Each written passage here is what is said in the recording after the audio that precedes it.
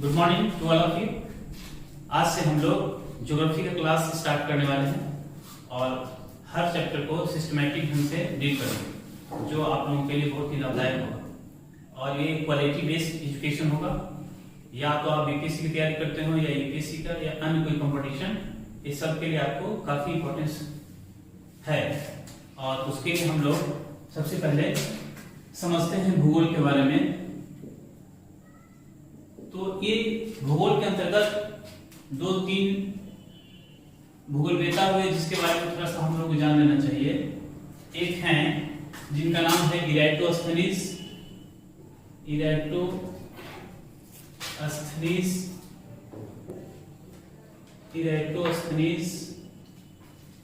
फिर एक का नाम है हिकैटियस।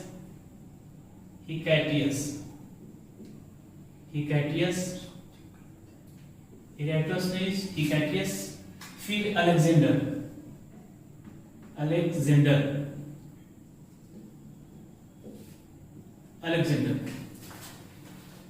ज्योग्राफी यानी भूगोल के लिए सबसे पहले टर्मिनोलॉजी है वो ग्रीक के रहने वाले इराटोस्थनीज ने दी। ये ज्योग्राफी के लिए ये टर्मिनोलॉजी इराटोस्थनीज ने दी, इसलिए इन्हें व्यवस्थित भूगोल का पिता कहते हैं। हिकैटियस ने अपने पुस्तक जस पीरियड्स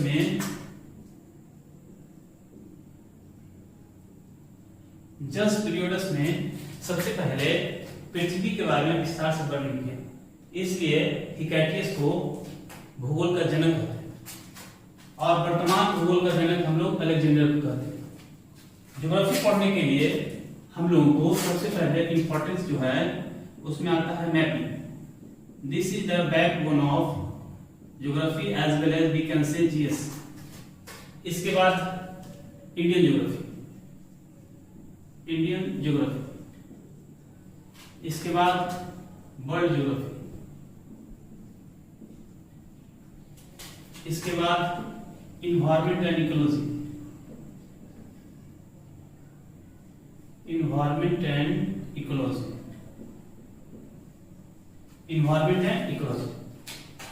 मैपिंग पढ़ने के लिए हम लोगों को सबसे पहले कुछ बेसिक है, इसको हम लोग स्टडी करेंगे। इसके बाद इसमें जो टॉपिक हैं उसको हम लोग डिस्कस करेंगे। ये ऐसा चैप्टर है जो हम स्टार्ट कर रहे हैं।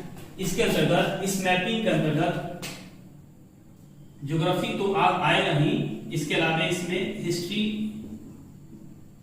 भी देखने को मिलेगा, पॉलिटी भी देखने को मिलेगा, इकोनॉमिक्स भी देखने को मिलेगा, करंट भी आएगा, इंटरनेशनल रिलेशन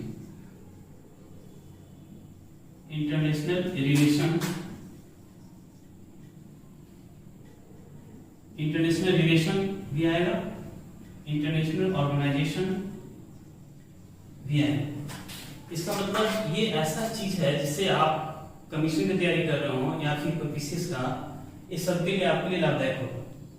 तो हम लोग देखते हैं कि बेसिक में पहले क्या जाने, इसके बाद टॉपिक में क्या क्या पढ़ना है, फिर इसे सिस्टमैटिक ढंग से हम लोग चलेंगे। तो हम लोग मैपिंग स्टार्ट करते हैं। और इस मैपिंग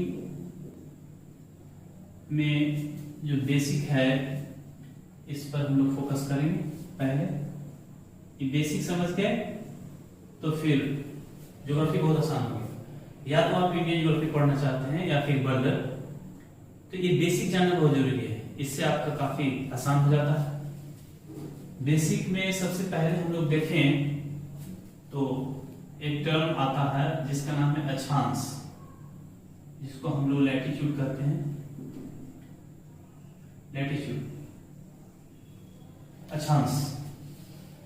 अक्षांश होता क्या है? एक्चुअली पृथ्वी जो है इसी को हम ग्लोब कहते हैं या मानचित्र। इस पृथ्वी पर पश्चिम से पूरब कई रेखा काल्पनिक रूप में खींचा गया है। पश्चिम से पूरब खींची गई काल्पनिक रेखा को हम क्या बोलते हैं? अक्षांश बोलते हैं। और यह जो अक्षांश होता है किसी भी स्थान के क्लाइमेट को डिटरमाइन करता है। किसी भी स्थान की जलवायु कैसा होगा ये अक्षांश से ही पता लगाया जाता है। बाकी डिटेल हम लोग आगे जानेंगे, पहले फ्रेमिंग कर लेते हैं। इस अक्षांश के बाद एक और टर्म आता है, उसका नाम है देशांतर। देशांतर लॉन्गिट्यूड। देशांतर को ही हम लोग दूसरा टर्म में बोलते हैं यामयुक्त रेखा या फिर मध्याह्न रेखा। ये सब नाम जानना जरूरी है, क्योंकि नाम चेंज करके ऑप्शन में देने से फिर जानते हुए क्वेश्चन गलत हो जाता है। इसके बाद स्थानीय समय, स्थानीय समय लोकल टाइम, लोकल टाइम। इसके बाद मानक समय, मानक समय स्टैंडर्ड टाइम। स्टैंडर्ड टाइम इसको बोलते हैं, जो 0 डिग्री देशांतर द्वारा डिटरमाइन होता है। अब इस अक्षांश के अंतर्गत जितनी टर्मिनोलॉजी है उसको हम लोग देखेंगे, फ्रेमिंग पहले करेंगे कैसे हम लोग डील करेंगे। तो सबसे पहले जो टर्म आता है उसका नाम है 0 डिग्री अक्षांश। 0 डिग्री अक्षांश, 0 डिग्री अक्षांश, जिसको हम लोग दूसरे टर्म में बोल सकते हैं, 0 का मतलब होता है शून्य, इस डिग्री का मतलब होता है अंश, शून्य अंश अक्षांश भी इसको हम कह सकते हैं। फिर इसके बाद इसी का अन्य नाम है विषुवत रेखा। विषुवत रेखा, विषुवत रेखा, या इसी को बोलते हैं हम भूमध्य रेखा। भूमध्य रेखा अंग्रेजी में बोल सकते हैं इक्वेटर लाइन। Equator line. भू का मतलब पृथ्वी, मध्य का मतलब बीच, पृथ्वी के बीच की रेखा। जैसे this is the earth planet, ये पृथ्वी जो ग्रह है, इस पर पश्चिम से पूर्व जो खींची गई रेखा है उसको हम अक्षांश बोलते हैं। तो 0 डिग्री अक्षांश जो पृथ्वी के बीचों बीच है, यह पृथ्वी को 2 भाग में बांटता है। इसको बोलते हैं नॉर्दर्न हेमिस्फीयर यानी उत्तरी गोलार्ध, उत्तरी गोलार्ध, नॉर्दर्न हेमिस्फीयर। फिर इसके दक्षिण के भाग को बोलते हैं साउदर्न हेमिस्फीयर यानी दक्षिणी गोलार्ध, दक्षिणी गोलार्ध, साउदर्न हेमिस्फीयर। 0 डिग्री अक्षांश। तो हम लोग देखे कि जो 0 डिग्री अक्षांश है पृथ्वी को 2 भाग में बांटता है, उत्तरी गोलार्ध और दक्षिणी गोलार्ध।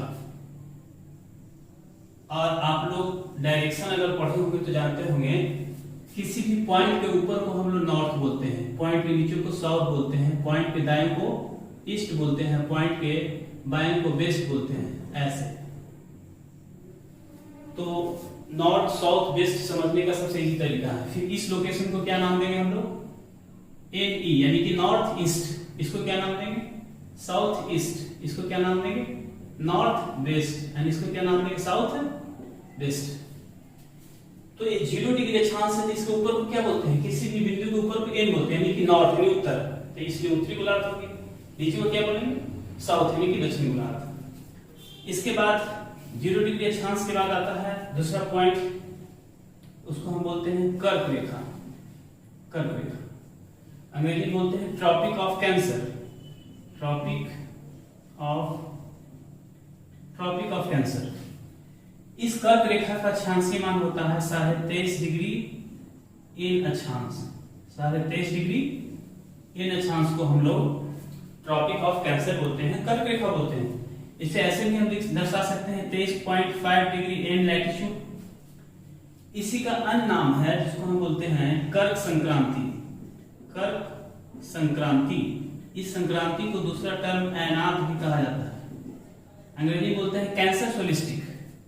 और फिर इसका और नाम है ग्रीष्म संक्रांति, समर सोलिस्टिक। ग्रीष्म संक्रांति, समर सोलिस्टिक संक्रांति को हम लोग ऐनाथ भी बोलते हैं। इस टर्म याद रखना है।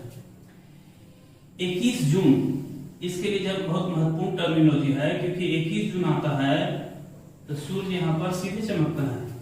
इसे हम लोग ऐसे समझ सकते हैं, suppose that this is the earth, पृथ्वी है, पृथ्वी के बीचों बीच पश्चिम से पूरब जो रेखा है उसका हमने नाम दिया था 0 डिग्री अक्षांश। इसके बाद इसके ऊपर को उत्तरी गोलार्ध, इसके नीचे को दक्षिणी गोलार्ध कहते हैं। तो यहाँ है 23.5 डिग्री N अक्षांश, यानी कि इसके ऊपर की बात हो रहा है, उत्तर की बात हो रहा है, 1 डिग्री 2 डिग्री एक स्थान पर कहीं न कहीं 23 डिग्री एन अक्षांश होगा, जिसी का नाम हम देते हैं कर्क रेखा, यानी कि ट्रॉपिक ऑफ कैंसर। इस ट्रॉपिक ऑफ कैंसर जो है कर्क रेखा है, यहाँ 21 जून जब आता है तो सूर्य सीधे चमकता है। 21 जून को कर्क रेखा पर, इसका मतलब सन का मतलब सूरज की रोशनी सीधे चमकता है। ये दुनिया में जितने सारे देश हैं, तो 21 जून अगर आता है और वहां पर कर्क रेखा गुजरा है, तो वहां सूर्य की किरणें सीधे होगी। इसके बाद दूसरा एक महत्वपूर्ण अक्षांश है जिसका नाम है मकर रेखा। मकर रेखा जिसका अक्षांशीय वैल्यू होता है 23.5 डिग्री एस लैटिट्यूड इन एस अक्षांश। इसको हम बोलते हैं ट्रॉपिक ऑफ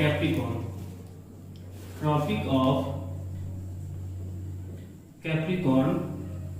इसका अन्य नाम देखा जाए तो मकर संक्रांति भी कह सकते हैं, और हम लोग जानते हैं कि संक्रांति को ही नाम देते हैं ऐनाथ। इसका मतलब है कि मकर संक्रांति कहें या मकर ऐनाथ कहें, इसी को बोलते हैं शीत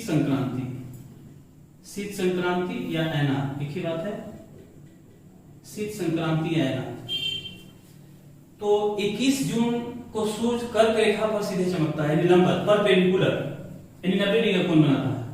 और 22 दिसंबर जब आता है तो सूर्य की रोशनी मकर रेखा पर सीधे होती है।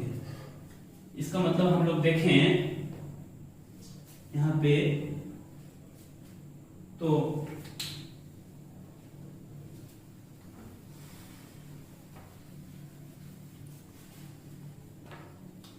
देखें हम लोग कि ये पृथ्वी हो गया, तो हम लोग देखेंगे पृथ्वी पर बीचों बीच पश्चिम से पूरब जो रेखा है जिसका नाम दिए 0 डिग्री अक्षांश। इसके बाद इसके ऊपर 23.5 डिग्री का नाम दिए एक का अक्षांश का कर्क रेखा। इसका क्या नाम दिए? कर्क रेखा, ट्रॉपिक ऑफ कैंसर। यहां सूर्य कब सीधे चमकता है?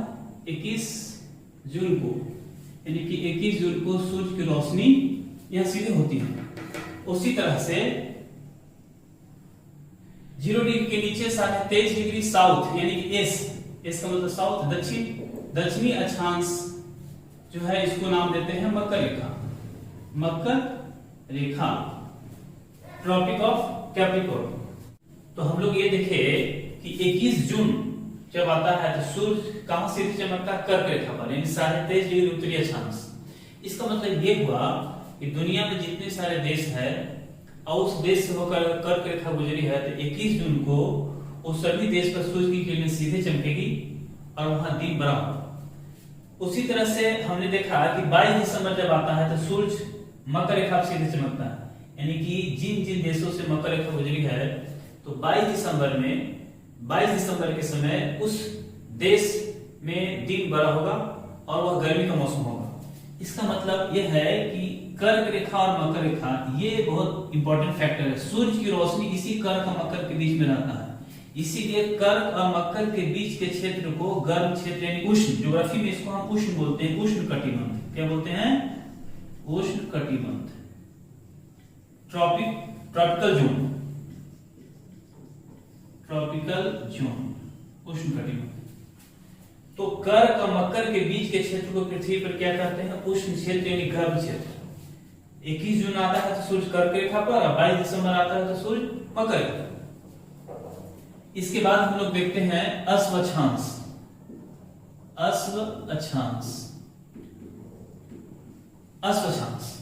जिसको अंग्रेजी में हम लोग बोलते हैं हॉर्स लैटिट्यूड। इसको अंग्रेजी में क्या बोलते हैं?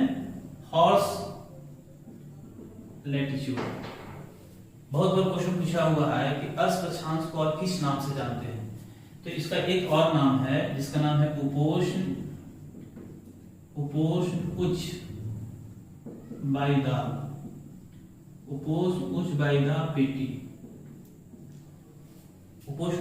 पेटी, सब ट्रॉपिकल हाई प्रेशर बेल्ट। क्या बोलते हैं? सब ट्रॉपिकल हाई प्रेशर बेल्ट। यह इसका जो अक्षांशीय मान होता है 30 से 35 डिग्री एन एंड एस, यानी नॉर्थ एंड साउथ अक्षांश, के बीच के क्षेत्र को हम हॉर्स लैटिट्यूड कहते हैं। अगर हम लोग चित्र से देखेंगे तो ये पृथ्वी है, एग्जैक्ट गोल तो नहीं है पृथ्वी, आप जानते हैं। इस पृथ्वी के बीचों बीच हम लोग अभी देखे कि 0 डिग्री लैटिट्यूड लैटिट्यूड जिसको हम विषुवत रेखा या भूमध्य रेखा कहते हैं।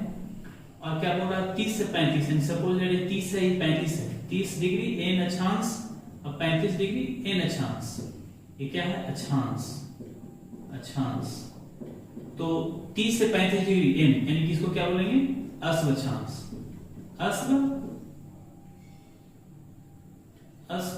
अक्षांश, हॉर्स लैटिट्यूड।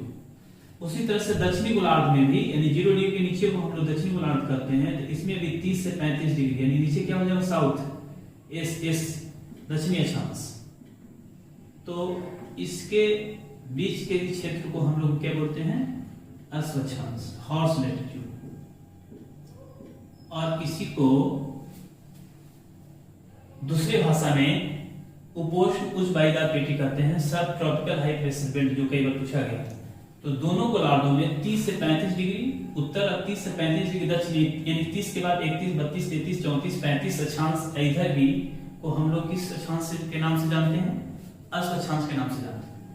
एक्चुअली होता था कि प्राचीन समय में पहले जो ट्रेड होते थे व्यापार, तो इस समुद्र के बीच में लोग एक जगह से दूसरी जगह जाने के लिए यानी एक कॉन्टिनेंट से दूसरे जगह कॉन्टिनेंट में जाने के लिए नाव के सहारे जाते थे समुद्र में और अश्व को लेकर जाते थे। अगर नाव डूबने लगता था तो ह्यूमन नेचर है, स्वार्थी होते हैं, व्यक्तिवादी होते हैं, इसलिए घोड़ा को ही समुद्र में डाल देते थे और इस तरह से इसका नाम पड़ गया अश्व अक्षांश। इसके बाद हम लोग देखेंगे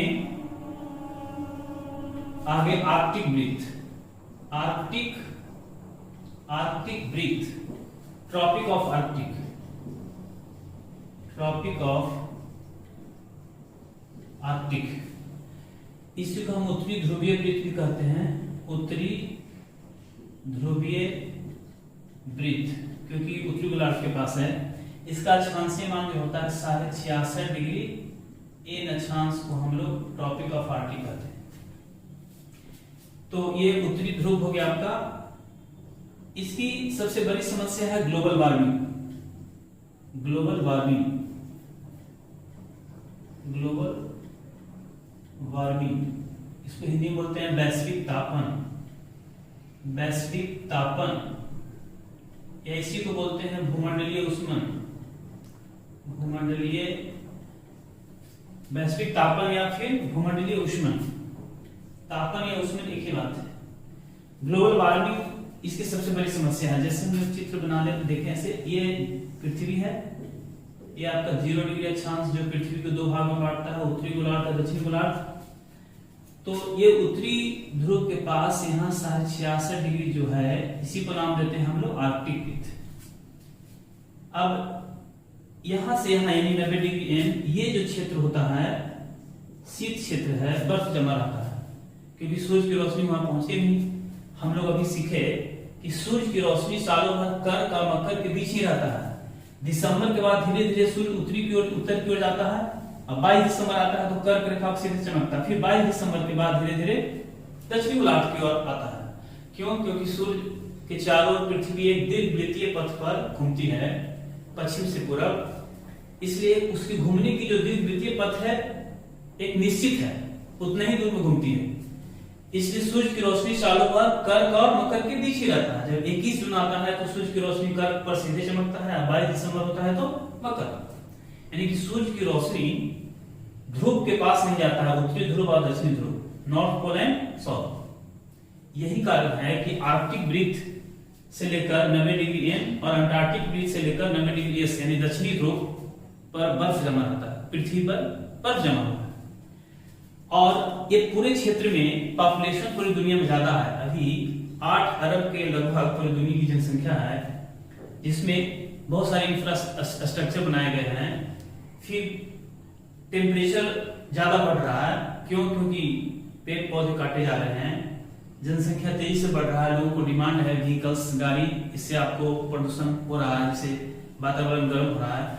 तो इस क्षेत्र में जितने सारे लोग रहते हैं और जो अपने भौतिक चीजों के यूज करते हैं, गाड़ी वगैरह, तो इससे जो निकलते हैं CO2, वह CO2 यहाँ जाकर ग्लोबल वार्मिंग को जन्म देता है। और आर्कटिक क्षेत्र पर बर्फ पिघलने की समस्या, यानी कि ग्लोबल वार्मिंग से सबसे अधिक प्रभावित कोई क्षेत्र है तो आर्कटिक क्षेत्र है। बाकी इसको हम लोग डिटेल्स जानेंगे। ये हो गया आर्कटिक क्षेत्र। उसके बाद एक है अंटार्कटिक, अंटार्कटिक वृत्त, ट्रॉपिक ऑफ अंटार्कटिक इसको बोलते हैं, या इसको दूसरा नाम हो सकते हैं दक्षिणी ध्रुवीय वृत्त, दक्षिणी ध्रुवीय वृत्त।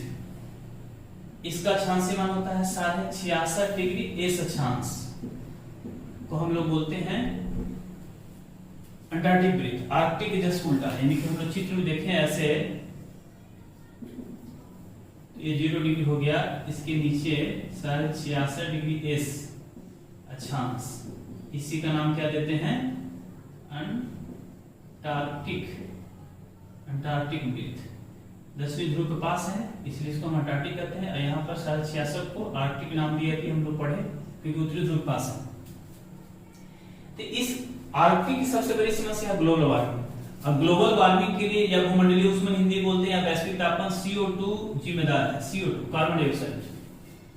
कार्बन डाइऑक्साइड टेम्परेचर को बढ़ाता है। यही कारण है कि पृथ्वी का जो इन्वायरमेंट है पहले की अपेक्षा ज्यादा गर्म हो गया है और वो ग्लोबल वार्मिंग को जन्म देता है। और फिर ज्यादा अगर ग्लोबल वार्मिंग होता है तो जलवायु परिवर्तन को जन्म देता है। और जलवायु, दो टर्म हम लोग याद रखना चाहिए, एक होता है जलवायु जिसको हम लोग बोलते हैं क्लाइमेट, एक होता है मौसम, इसको कहते हैं वेदर अंग्रेजी में। तो क्लाइमेट और वेदर को हम लोग समझने हैं बहुत इजी है। जैसे हमारे वातावरण में 1 घंटे, 1 दिन, 2 दिन, 1 साल में जो परिवर्तन आया उसको हम मौसम बोलते हैं, यानी हर पल हर क्षण। जैसे अभी गर्मी का मौसम है, 1 घंटे के बाद 2 घंटे के बाद आंधी आ जाए, बारिश हो जाए, तो इसको हम बोलते हैं मौसम। ऐसे एक कहावत है कि मौसम की तरह इंसान बदलते हैं, सर्दी में जमते हैं और गर्मी में पिघलते हैं। हम तो ऐसे हैं कि नींद आ जाती है अंगारों पर कुछ ऐसे हैं कि मखमल पर भी करवटें बदलते हैं। तो ये जलवायु क्या है, मौसम क्या है, हमारे वातावरण में हर पल हर क्षण, 1 महीने, 1 साल के अंतर्गत जो बदलाव होता है या हर दिन, उसको हम मौसम बोलते हैं। और जलवायु क्या है, हमारे वातावरण में कई सदी के बाद या कई वर्षों के बाद, यानी 20 साल, 30 साल, 2-3 सदी के बाद जो बदलाव होता है उसको हम लोग जलवायु कहते हैं। जैसे पृथ्वी का जो एवरेज टेम्परेचर है वह एवरेज टेम्परेचर 15 माना गया है, जो अब ज्यादा हो गया है। ये बहुत वर्षों के बाद जैसे औद्योगिकरण हुआ, तो औद्योगिकरण ने CO2 को बढ़ाया, इतने सारे जनसंख्या हो गया तो CO2 बढ़ रहा है, पेड़ पौधे काटे जा रहे हैं, इंफ्रास्ट्रक्चर पूरी दुनिया में लगाए जा रहे हैं, क्योंकि आज के दौर में कोई भी फूस के घर में नहीं रहना चाहते हैं, मिट्टी के घर में नहीं रहना चाहते हैं। और मिट्टी जो होता है टेम्परेचर के ऑब्जर्व करता है, लेकिन यही जो ये कंक्रीट से बनाए हुए घर हैं वो रिफ्लेक्ट करते हैं, उससे पूरी दुनिया में टेम्परेचर और बढ़ रहा है। और पूरी दुनिया में इसी तरह के घर बनाए जा रहे हैं, रोड बनाए जा रहे हैं। रोड ऐसे बनना चाहिए कि एक बार मैंने बाइक स्टार्ट किया तो ब्रेक लगाने की जरूरत नहीं। तो अब मिट्टी है नहीं, हर जगह रोड है, पुल है, ये सब टेम्परेचर को बढ़ा देगा। इसलिए पृथ्वी का एवरेज टेम्परेचर पहले की तुलना में बहुत ज्यादा हो गया और यही जलवायु को जन्म दिया। और जलवायु जब परिवर्तन होता है तो जिस समय बारिश होना चाहिए वो बारिश का मौसम शिफ्ट हो जाता है, 1 महीना पीछे, 2 महीने पीछे या पहले हो जाता है। इससे फसल पर भी नकारात्मक प्रभाव पड़ता है। इसके अलावा एक ही समय में 1 ही घंटे में इतनी बारिश हो जाएगी जिसको बादल फटना कहते हैं, जिससे कई शहर दह गए, बहुत सारे मवेशी दह गए, तो यानी कि बाढ़ आ गया, गांव के गांव दह गए। ये जलवायु परिवर्तन का प्रभाव होता है। कम समय में बहुत ज्यादा वर्षा हो जाना, बादल फटना, इसका मतलब। और जलवायु परिवर्तन से सिविलाइजेशन, सभ्यता का भी नाश हो जाता है। आप लोग पढ़े होंगे हिस्ट्री में, इंडस सिविलाइजेशन का नाम सुने होंगे, जिसको हम लोग सिंधु घाटी सभ्यता कहते हैं। कुछ इतिहासकार बोलते हैं कि सिंधु घाटी की सभ्यता का पतन में एक जलवायु परिवर्तन भी है, बाढ़ भी है। तो अगर जलवायु परिवर्तन बहुत ज्यादा हो जाए तो फिर क्या हो जाएगा, सभ्यता का पतन हो जाएगा। कुछ समय पहले आप देखेंगे पटना में कि 2-4 घंटे 5 घंटे के बारिश में अशोक राजपथ में नाव चल रहे हैं। ये जलवायु परिवर्तन का झटका है। प्रकृति इंडिकेट कर रहा है कि ज्यादा स्मार्ट मत बनो, be smart but don't be over smart, नहीं तो मैं क्लीन कर दूंगा। इसलिए हम लोगों को इन्वायरमेंट को बनाकर रखना है, सस्टेनेबल डेवलपमेंट होना चाहिए। समावेशी विकास होना चाहिए, पर्यावरण को लेकर चलना होगा, पर्यावरण नहीं है तो हम लोग नहीं है। तो ये हो गया आर्कटिक वृत्त और उसके बाद अंटार्कटिक वृत्त। फिर इसके बाद हम लोग देखते हैं एक टर्म आता है विषुव, विषुव जिसको दूसरा नाम है सायन, अंग्रेजी में इसको बोलते हैं इक्विनॉक्स। इसके बारे में हम लोग बताएंगे, डिटेल जानेंगे। इसमें एक और टर्मिनोलॉजी है जो हम लोग देख सकते हैं, ध्रुव जिसको अंग्रेजी में बोलते हैं पोल, पोल पोल में ध्रुव। इसमें दो आता है, एक उत्तरी ध्रुव और दक्षिणी ध्रुव, शायद इसमें तो नहीं आएगा, उत्तरी ध्रुव और दक्षिणी ध्रुव, 90 डिग्री एन और 90 डिग्री एस को हम लोग पोल बोलते हैं। एक हो गया अक्षांश, यानी अक्षांश में हम लोग क्या क्या आएगा, तो विषुवत रेखा आ गया, कर्क रेखा आ गया, मकर रेखा आ गया, अस्त अक्षांश हो गया, आर्कटिक वृत्त, अंटार्कटिक वृत्त, विषुव, ध्रुव, ध्रुव में उत्तरी ध्रुव और दक्षिणी ध्रुव, 90 डिग्री एन अक्षांश और 90 डिग्री एस अक्षांश। अक्षांश करने का मतलब ये सारे सिस्टमैटिक याद रहना चाहिए, इससे आपको बहुत आसान हो जाएगा। अब हम लोग इसे डिटेल में जानेंगे कि अक्षांश किसे कहते हैं, इसका क्या मैकेनिज्म है, इसके बारे में सब चीज के बारे में डिटेल जानेंगे। एक फ्रेमिंग हो गया, चार्ट हो गया कि इस तरह से अक्षांश पढ़ना चाहिए। इसके बाद हम लोग देशांतर का फ्रेमिंग देख लेते हैं, फिर हम लोग सिस्टमैटिक अक्षांश से यहां तक चलेंगे। देशांतर रेखा, रेखा तुझे कभी नहीं देखा, देशांतर रेखा,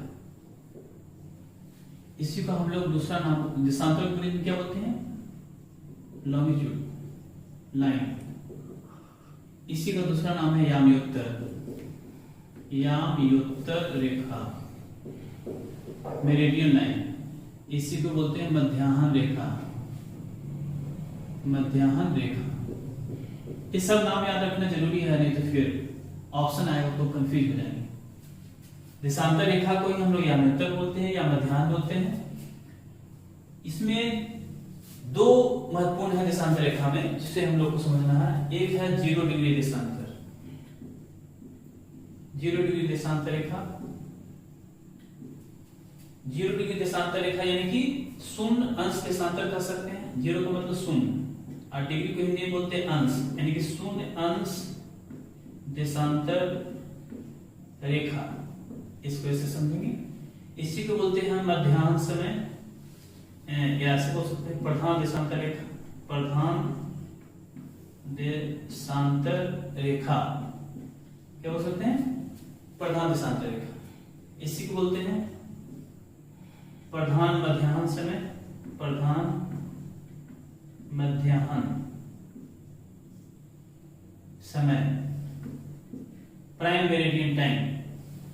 इसी को बोलते हैं ग्रीनविच देशांतर रेखा, ग्रीनविच देशांतर रेखा या ग्रीनविच मध्याह्न समय, एक ही बात है, सब आपको हम लिख दिए हैं। इसी को बोलते हैं ग्रीनविच माध्य समय, ग्रीनविच माध्य समय, जिसको शॉर्ट में लिख सकते हैं GMT, Greenwich mean time, Greenwich mean time, Greenwich mean time, इसी को बोलते हैं। इसी को बोलते हैं अंतरराष्ट्रीय देशांतर रेखा, अंतरराष्ट्रीय देशांतर रेखा, international longitude line, international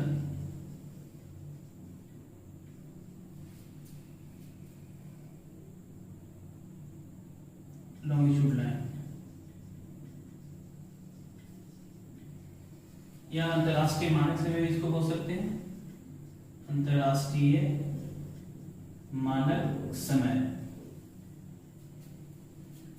short में बोल सकते हैं IST, इंटरनेशनल स्टैंडर्ड टाइम। इसका ऐसे लिख सकते हैं हम लोग international standard time, international standard time, अंतरराष्ट्रीय मानक समय। इसी को बोलते हैं समन्वित सार्वभौम समय, समन्वित सार्वभौम समय, शॉर्ट में बोलते हैं UTC। यूटीसी फुल फॉर्म होता है यूनिवर्सल कोऑर्डिनेटेड टाइम। ये सारे नाम याद रखना जरूरी है, इससे आपको बहुत आसान होगा, क्योंकि नाम चेंज करके ऑप्शन में दे देता है, आप जानते हो क्वेश्चन गलत कर देंगे। जैसे हम लोग डिस्कस किए थे कि पृथ्वी है तो पश्चिम से पूरब जो काल्पनिक रेखा इमेजिनरी लाइन खींचा गया उसको हम लोग अक्षांश बोलते हैं। उसी तरह से जो उत्तर से दक्षिण खींचा गया उसको हम लोग क्या बोलते हैं, देशांतर बोलते हैं। तो ये 0 डिग्री देशांतर है। जिस तरह से 0 डिग्री अक्षांश पृथ्वी को दो भाग में बांटता है, उत्तरी गोलार्ध और दक्षिणी गोलार्ध, उसी तरह से 0 डिग्री देशांतर रेखा भी पृथ्वी को दो भाग में बांटता है, पूर्वी गोलार्ध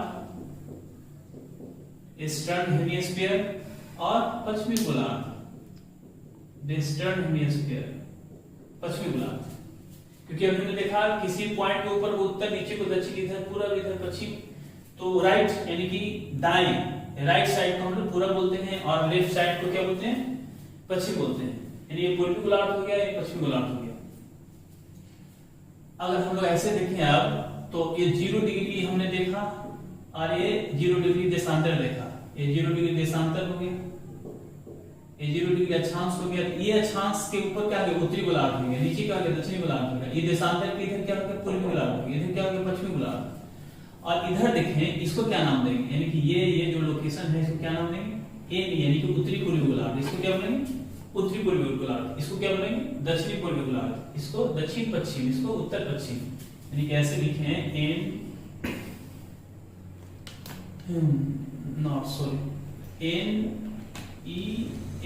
NESW, तो आप समझ रहे हैं। यानी ये NE यानी उत्तरी पूर्वी गोलार्ध, और हमारा जो देश है यानी भारत, जिएंगे इसके लिए और मरेंगे इसके लिए। इतना छोटा तो मैप बनना चाहिए, ऐसे यही है। इसका मतलब विश्व के मानचित्र पर भारत की अवस्थिति कहाँ है, क्वेश्चन पूछा हुआ है। तो ये क्या होता है, उत्तरी पूर्वी गोलार्ध, यानी कि विश्व के मानचित्र पर भारत की अवस्थिति उत्तरी पूर्वी गोलार्ध में। ये हो गया 0 डिग्री अक्षांश, तो 0 डिग्री देशांतर। 0 डिग्री देशांतर के ये सारे नाम होते हैं। इसके तरफ को हम पूर्वी गोलार्ध और इसको पश्चिमी गोलार्ध कहते हैं। इसके जस्ट अपोजिट एक देशांतर होता है, उसको हम बोलते हैं 180 डिग्री देशांतर रेखा। 180 डिग्री देशांतर रेखा, 180 डिग्री देशांतर रेखा, इसी को बोलते हैं अंतरराष्ट्रीय तिथि रेखा। तिथि का मतलब दिनांक या तारीख, अंतरराष्ट्रीय तिथि रेखा, इंटरनेशनल डेडलाइन। इसको शॉर्ट में क्या बोलेंगे, IDL, international deadline, international deadline, international deadline. इसको इंटरनेशनल डेडलाइन कहते हैं, या इसी को अर्धरात्रि देशांतर कहते हैं। अर्धरात्रि देशांतर रेखा, अर्धरात्रि देशांतर रेखा कहते हैं। अर्धरात्रि को अंग्रेजी में बोलते हैं मिडनाइट। क्या बोलते हैं, मिडनाइट लॉन्गिट्यूड लाइन। ध्यान देने जो बात है, इसका अर्धरात्रि देशांतर कहते हैं। 0 डिग्री के जस्ट अपोजिट, क्या अपोजिट का मतलब विपरीत क्या होता है। ये जैसे पृथ्वी ऐसे गोल है, ग्लोब है, ये 0 डिग्री देशांतर है। इस 0 डिग्री देशांतर के अपोजिट को देशांतर को क्या बोलते हैं, 180 डिग्री देशांतर बोलते हैं। यानी 180 के अपोजिट को क्या बोलते हैं, 0 डिग्री देशांतर बोलते हैं। तो 180 के उल्टा 0 डिग्री देशांतर है, 0 डिग्री देशांतर के उल्टा 180 डिग्री। पृथ्वी पर 360 देशांतर रेखाएं हैं। जैसे ये पृथ्वी है और उत्तर से दक्षिण को हम लोग देशांतर कहते हैं। तो सपोज दैट 0 डिग्री देशांतर है, बोर्ड तो 2 डायमेंशनल है। 0 डिग्री देशांतर के उल्टा को क्या होता है, 180 डिग्री होता है, हम लोग जाने। फिर इसके बाद 1 डिग्री देशांतर ऐसे, फिर 2 डिग्री देशांतर ऐसे करके 0 डिग्री से इधर 180 देशांतर, इधर 180 देशांतर रेखा है। 180 डिग्री देशांतर रेखा, इधर भी 180। इसका मतलब पृथ्वी पर देशांतर की संख्या कितना है, 360। यानी कि एक वृत्त में 360 डिग्री का कोण बनता है। तो इस तरह से हम लोग याद रख सकते हैं कि पृथ्वी पर या ग्लोब पर कितने देशांतर हैं, यानी इमेजिनरी लाइन है, तो 360 है। और आप जानते हैं कि पृथ्वी सूर्य के चारों ओर चक्कर लगाती है और अपने आप को भी घूमती है। तो अपने आप को घूमती है पृथ्वी 24 घंटे में। 24 घंटे में अपने आप को एक चक्कर लगा देती है, अपने आप को घूमते हुए पृथ्वी सूर्य के चारों घूमती है। तो 360 देशांतर की दूरी तय करने में पृथ्वी को कितना समय लगा है? 24 घंटा। 24 घंटा में पृथ्वी अपने आप को एक बार घूम लेती है अपने अक्ष पर। उत्तरी ध्रुव और दक्षिणी ध्रुव पर पृथ्वी पश्चिम से पूरब कितने घंटे में घूम लेती है? 24 घंटे में, एक दिन में, यानी कि एक दिन में रात दिन होता है 24 घंटे में। इसका मतलब है एक देशांतर की दूरी तय करेगा पृथ्वी तो कितना समय लगेगा? 24/360। एक घंटा को अगर मिनट में बदलना चाहते हैं तो 60 से हम लोग गुना कर देंगे। इसको हम लोग हल करें, क्या हो जाएगा? 0 डिग्री हो जाएगा, 6×6 36 और 4 मिनट। इसका तात्पर्य हुआ कि एक देशांतर की दूरी तय करने में पृथ्वी को कितना लगेगा? 4 देशांतर। अब समझिए, सपोज दैट ये 0 डिग्री देशांतर एक प्रधान देशांतर, यहाँ 12 बज रहा है, 12 बजे दोपहर है, फिर 1 डिग्री पूर्वी देशांतर है, तो यहाँ जाने में कितना हो जाएगा? 12:01। 2 देशांतर पर 12:04 और 2 देशांतर में 12:08।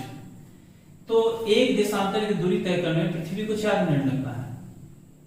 तो 15 देशांतर दूरी तय करने में, या फिर 180 देशांतर का हल कर सकते हैं तो 180 में कितना लगेगा? 4 × 180, यानी 4 मिनट 180 देशांतर हल करेंगे। 0 8 के 32 और 4 की 720 मिनट, और 720 मिनट को घंटा में हम लोग बदलेंगे तो क्या आ जाएगा? 12 से भागा देंगे तो 60 से भागा देंगे तो 12 घंटा है। इसका मतलब कि यहां से यहां जाने में 12 घंटा, फिर वहां से यहां आने में 12 घंटा, यानी कि एक चक्कर लगाने में 24 घंटा। यानी कि 0 डिग्री से 180 डिग्री, 0 डिग्री देशांतर से 180 डिग्री देशांतर तक पृथ्वी को जाने में कितना समय लगेगा? 12 घंटा, और फिर वहां से आने में 12 घंटे, यानी कि 24 घंटा। 24 घंटा में पृथ्वी अपने आप को एक चक्कर लगा देती है, इसलिए रात दिन होता है।